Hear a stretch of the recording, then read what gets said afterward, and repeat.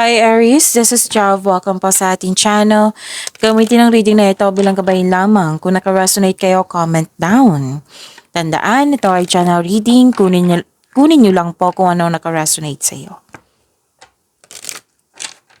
This is for you, Aries.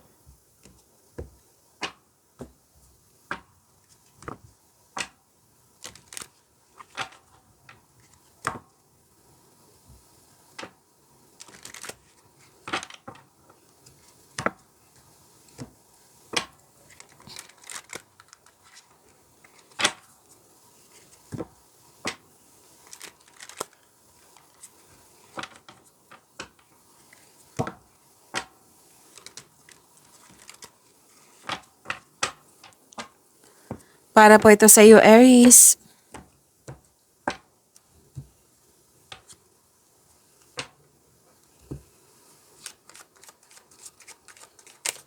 Maraming salamat po sa inyong patuloy na suporta, sa mga nag-donate, sa mga hindi nag-skip ng ads, maraming salamat po.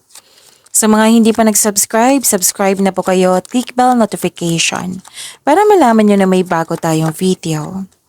Para sa mga gustong magpa-reading, comment po kayo ng personal reading. Again, comment kayo ng personal reading and check my reply sa comment section.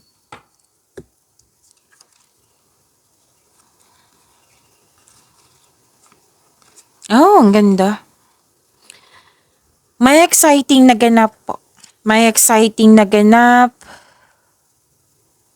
Okay, may exciting na ganap. May nag-uusap din na magkakapatid dito. At may Aries, may meeting, reunions, party, celebration, special event, public event. At love is blooming, abundance is yours, yes. Recognition din. At nakatanggap kayo ng tulong or regalo. Huwag po daw kayo maniwala agad sa chismis. Alamin niyo muna kung totoo ba ito or hindi.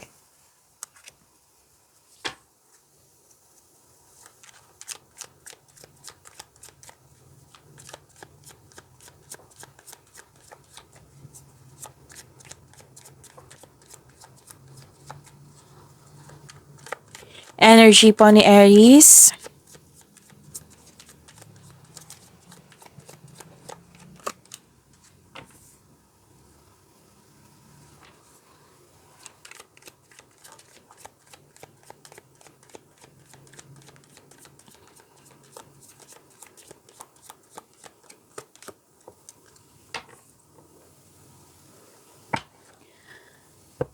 Kung may napansin kayo na repeating message, yan po yung pinupush ng cards nyo po. Like for example, nanood kayo sa isang video reading nyo at dito din sa inyong kabay. Oo, may napansin kayo na repeating message. Yan po yung pinupush ng cards nyo na kailangan yung bigyan ng atensyon, solusyon at aksyon kung maaari po. So, ano yung energy ni Aries? By the way, Aries, after ni Capricorn. Oo, after ni Capricorn, ngayon po, after ni Capricorn, may love reading kayo para sa mga nag-aabang. So, from now on, isipin niyo po yung person niyo para makuha ko yung energy niya mamaya. Okay, malalaman mo po yung ano yung next action niya, kung ano yung gusto niya sabihin sa iyo, kung ano yung kumusta na siya ngayon, kung ano yung future alignment niyo. So, whether person mo to, ex mo ba ito, the one that got away, crush ba ito, maliligaw ba ito, basta may nangyaring connection sa nakaraan or ngayon. Okay? So, see you po after ni Capricorn Aries. Your love reading. After ni Capricorn po, ha? Okay.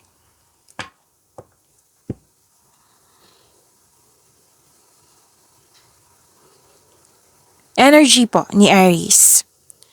Granted yung manifestation mo. May solid beginning po dito.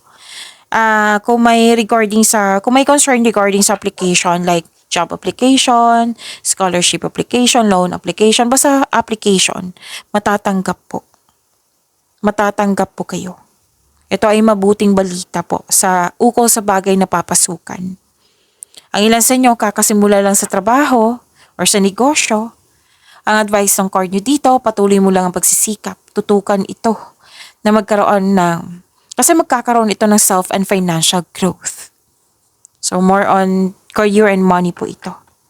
Maging bukas din po kayo sa mga advice ng nakakatanda sa'yo or may well-experienced na sa pinusukan mong karera.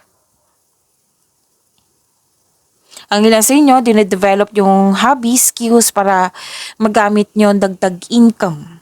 So, you're very focused talaga sa mga ginagawa nyo ngayon, Aries.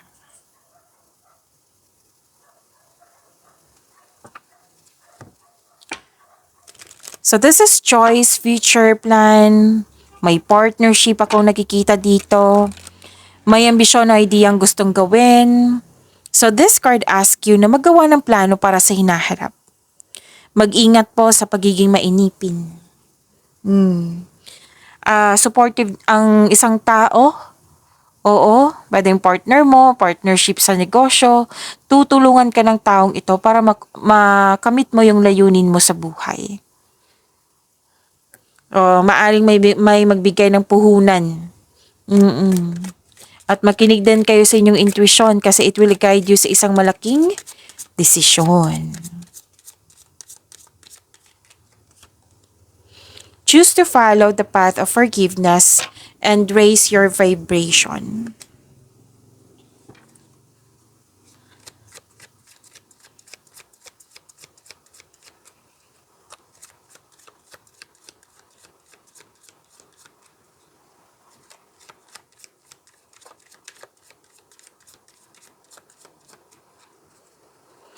Coherent money po ni Aries.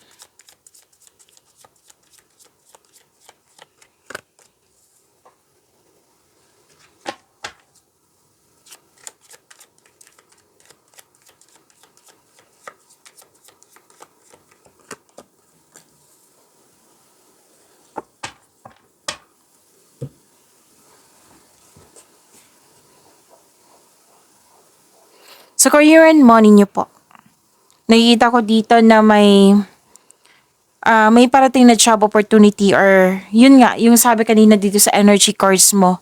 Actually, 3 card na nagsabi dito na may business partnership or tutulungan ka ng taong ito. Yung sabi ko kanina para maabot mo yung layunin mo sa buhay. Sabi ng card, yung opportunity na dumating sa inyo, tanggapin nyo po. Kasi may nakita kong magkakaroon siya ng financial growth. Basta planuhin ng mabuti at sipagan sa araw-araw.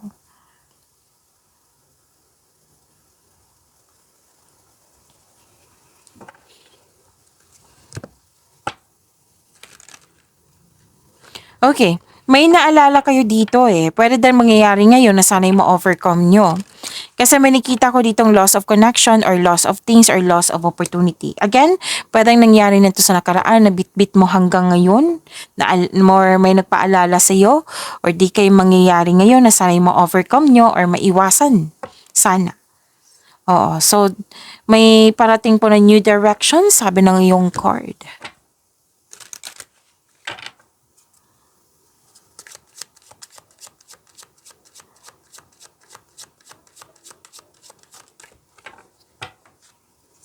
Oh, success! Choosing the right direction and actively overcoming difficulties, you're on the right track. Nasa right path po kayo.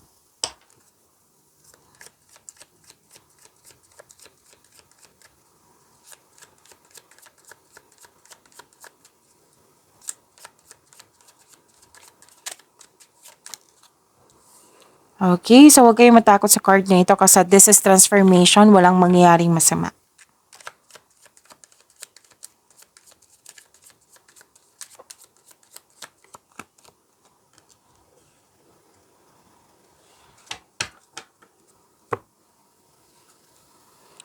Okay, so nagkaroon ng ending with new beginning. This is about your love life, self-love, partnership, and romance. Maaring yung tao na malapit sa'yo noon, malapit sa'yo noon na nagkaroon kayo ng disconnection, maaring babalik po siya. May balak May balak na bumalik para mag-reconnect sa'yo. Or maaring may ganap na separation, or di kaya'y space, or cool off, or di kaya'y nabigyan na ng solusyon yung paulit-ulit na lang ng problema. So, transformation, this is ending with new beginning. This is necessary change. Oo. So, dalawang card mismo nagsabi dito na ending with new beginning po.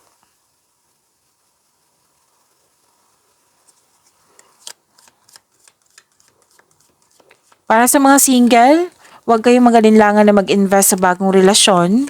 Kasi may nakita ko ditong parating or dumating na naman liligaw. Para sa mga may relasyon sa buhay mag-asawa, magkakaroon kayo ng masinsinang pag-uusap.